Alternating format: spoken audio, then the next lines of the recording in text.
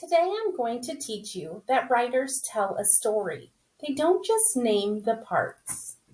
Let's look at this book today. This book is called Pancakes for Breakfast by Tommy DePaulo. Pancakes for breakfast. The house, the bed, the lady.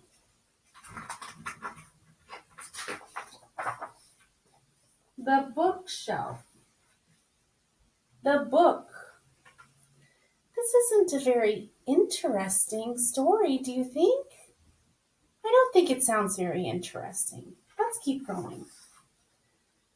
The lady. The egg.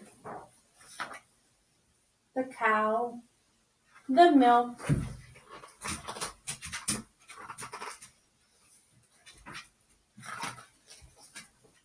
The spoon. The clock. The scraper. The cat. The syrup. The lady. The man. The lady. The cat. The family. Breakfast. Now, notice that I was just naming the parts of this story. It went really, really fast, and it matched my pictures, which is what we want our writing to do.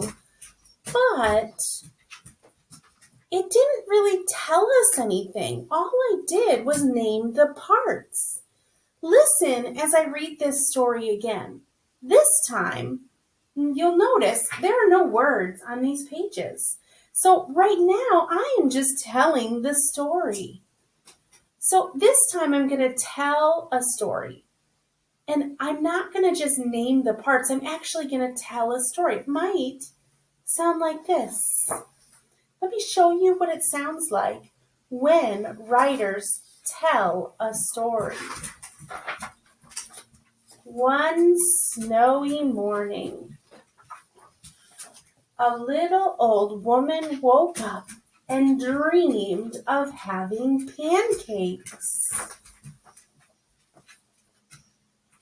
She kept thinking about those pancakes, and she said, "You know what?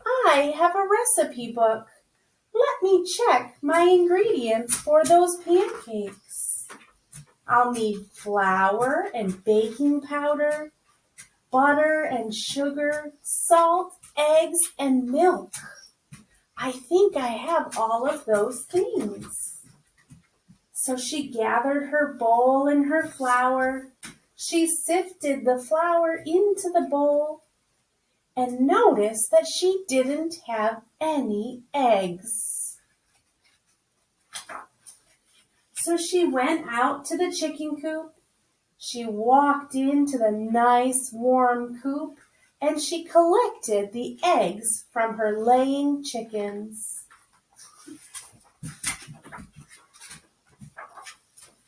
Once back inside, she noticed she was out of milk. So she put her coat back on and went outside. She went out to her barn and milked the cow. She poured the milk into the milk jug.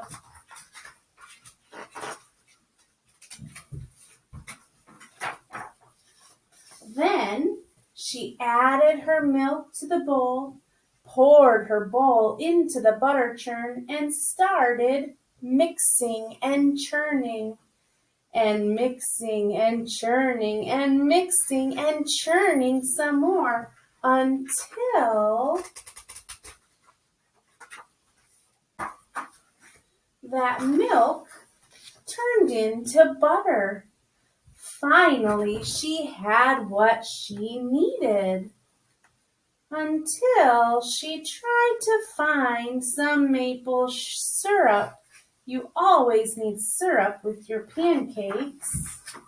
So she got her coat on, walked again to the neighbor who has new maple syrup for sale. So she bought some maple syrup from the neighbor. All the way home, she kept thinking about those delicious pancakes and how she would put in the ingredients, mix it all up, put the batter on the stove, flip the pancakes, and then have a delicious stack of pancakes to eat for her breakfast. But when she got home, the dog and the cat had gotten into all of the ingredients. Oh no, what is she going to do? So,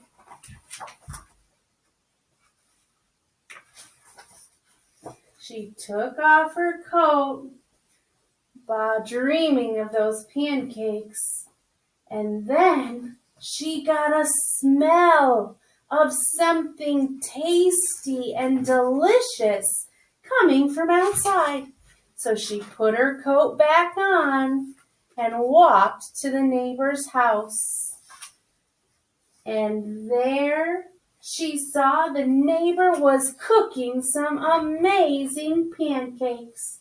And they invited her to stay for breakfast so that she could have pancakes for breakfast after all. Now, when I read that story the second time, did you hear a difference? The first time, I was just naming things that I saw. I wasn't really saying anything. But the second time, I was just telling a story. I was looking at my pictures to see what was happening and telling that story. Now, it's your turn to think about a story that you want to tell. And today, you're going to just talk to me. You're going to just tell me a story.